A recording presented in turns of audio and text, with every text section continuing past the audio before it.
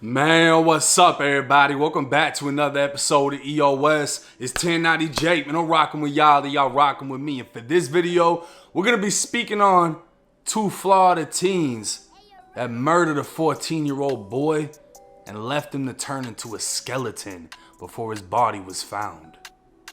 These are offenses that are punishable by either life without parole or a possible death sentence. We believe that we will get an indictment and proceed with prosecution. We intend to see that they do not see the streets of this county or any other county again. March 28th, 2021. It was just before 6 p.m. when 50-year-old Leslie Williams had her fiance pull over on the side of the road. With their two grandkids in the back seat, she stepped into the rain with her camera, hoping to get a picture of the pretty pink plants known as the swamp azaleas that reminded her of her grandmother. Facing the woods, she looked back to her fiance and said, "I'm gonna wind up stepping on a snake. I can smell one now." She was familiar with the smell of death that rattlesnakes put off, but still she pushed further into the woods. Only moments later, she'd call back to her fiance as her words echoed through the forest. "There's a body down here." Her fiance thought she was talking about a deer carcass, but she said, "No, there's a skull and it's looking at me." Santa Rosa County sheriffs responded to a wooded area on Sandy Forest Road, finding a badly decomposed body. The skull was detached and completely naked as the skin was gone. The arms were still human, as a tattoo could be identified, but the chest was decomposed and looked as if burnt wood had laid upon it. From the waist down, everything was intact, from the pants to the untied boots. Postmortem fingerprints would identify the body, and now a sheriff had to face the mother of 14-year-old Cody Walker to tell her missing son had been found. Sheriffs made contact with Cody's mother and sister, as his father had passed away when he was young and his older sister died by suicide a few years ago. The younger sister told police Cody had left the house at 1:30 in the morning in her black slippers, saying he'd be right back and that he was going to go get something. She also said he left with $400 in cash. When asked who he left with, she named Isaiah, Katie, and Isaac. They made attempts to report him missing, but were told by the sheriffs they had to wait 72 hours, as sheriffs assumed he was just a runaway.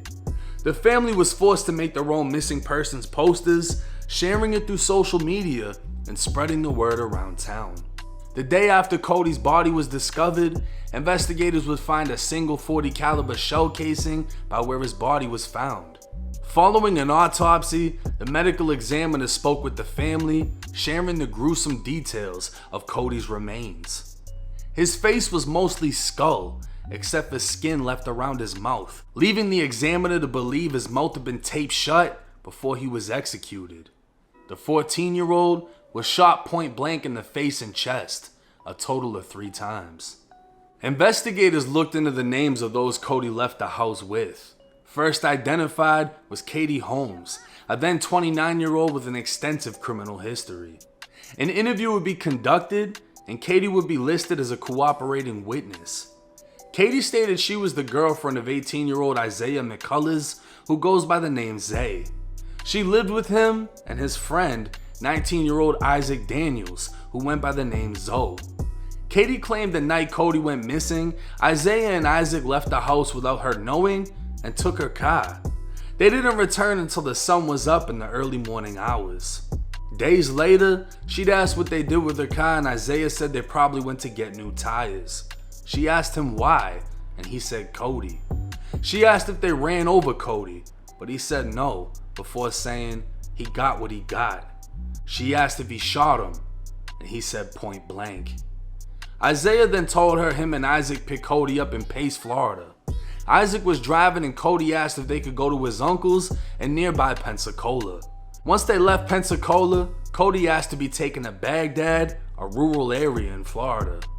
That's when Isaiah felt Cody was trying to set him up to be robbed, so Isaac drove to the woods. They got out of the car and walked into the woods. That's when Cody began to cry, saying, "I'm only 14. Isaiah said Cody had his head down, and when he lifted his head up, he shot him. Isaiah had been taken into police custody the day Cody's body was found, but on unrelated charges of violating probation. When detectives attempted to interview him, he declined, and 5 days later, he was charged with murder, and his sister would contact detectives stating he was willing to talk. That same day, Isaiah told detectives him and Isaac picked up Cody on a street near Cody's house. The three of them drove around before buying drugs in a neighboring county, and while driving, Isaiah claimed Isaac told him he was gonna come up, which was slang for a robbery. Isaiah replied saying, "Do your thing." So Isaac pulled up to the woods, got out of the car and sat on the trunk for a few minutes. Isaiah told detectives Isaac then opened the door to where Cody was sitting, pointed a handgun at him, and told him to empty his pockets. Isaac made Cody get out of the car, walking him into the woods, and 30 seconds later, Isaiah told detectives he heard a gunshot. Isaac came back from the woods without Cody, went back to Isaiah's place, and counted up $200 in a small amount of weed. Based on Isaiah's confession, a murder warrant went out for Isaac, but he was already on the run. With Katie not having participated in the murder and cooperating in the investigation, she went without arrest, although she was one of 3 identified by Cody's family.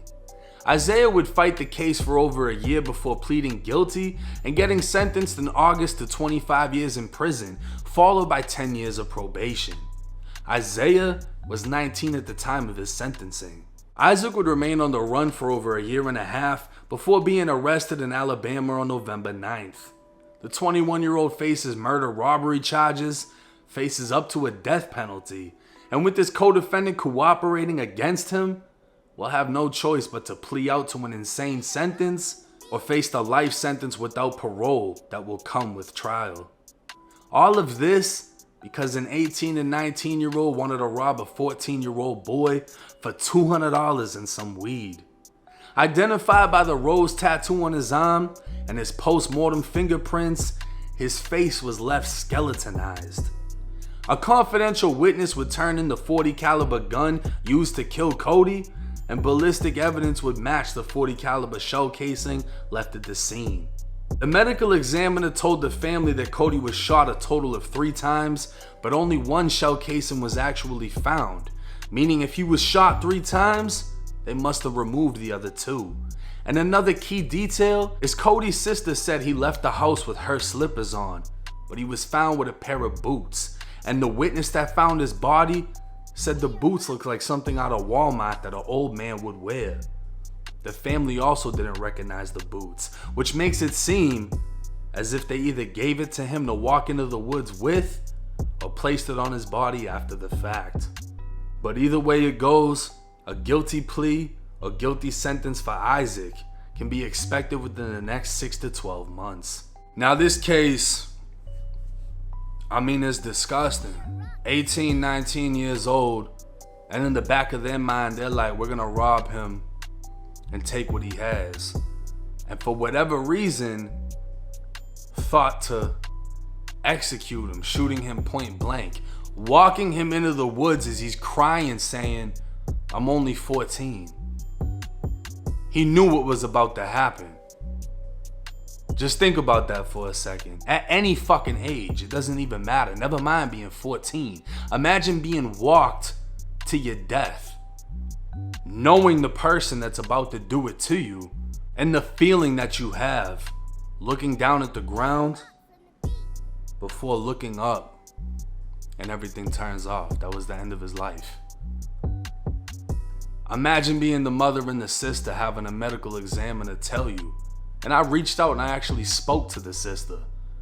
She told me that's what they told them. His entire face was skull except for around his mouth. That was the only part that had skin, and they think it's because they taped his mouth shut. They shot him 3 times, the face and the chest. 14 years old. A lot of things in this case are crazy because you have Katie, the 29-year-old female dating the 18-year-old and letting his friend live over there. Some confidential witness within her house found the gun and gave the gun to the police. I mean, the evidence on them, one of them's already fried. He got 25 years followed by 10 years of probation. He's done. And then you got the other one that's been on the run the entire time, and the first co-defendant said this is the one that actually did it. Now he just got caught.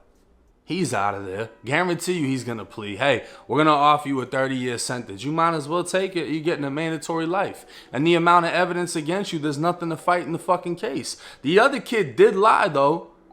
He told the girl he did it, and then told the police the other guy did it. But he could dispute that, right? Because he didn't tell the police he did it. He only told the police the other guy did it. He told the girl he did it, allegedly.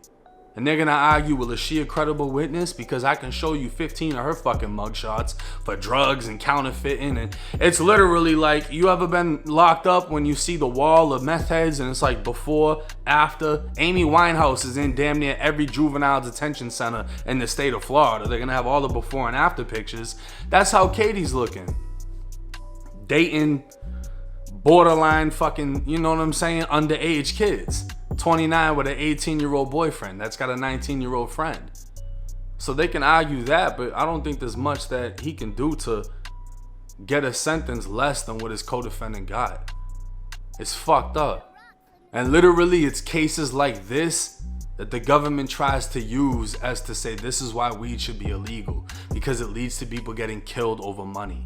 But I'm going to include Cody's GoFundMe. I'm not sure it's even still active since it's been over a year, but this other kid just got booked for this shit. If it is active, y'all be able to hit the link in the comment section. It's 1090 Jake. I'm rocking with Charlie. Y'all rocking with me. Till next time.